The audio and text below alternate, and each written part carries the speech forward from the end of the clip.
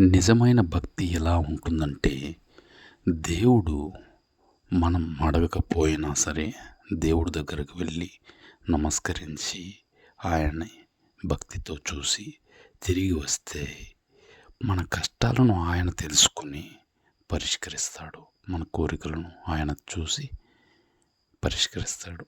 ఎలా అంటే, తిరుమల కొండలపైకి భక్తులు కోరికలను తీర్చుకోవడానికి వెళ్తారు.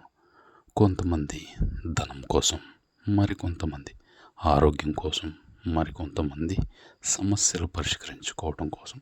కానీ ఒక పేద భక్తుడు మాత్రం స్వామిని దర్శించుకోవడానికి వెళ్ళాడు.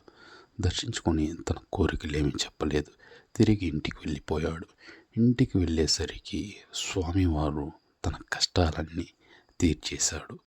ఈ కథ యొక్క సారాంశం ఏంటంటే, నీవు భక్తితో దేవుని నమస్కరించి వస్తే ఆయనే నీ సమస్యలను పరిష్కరిస్తాడని అర్థం.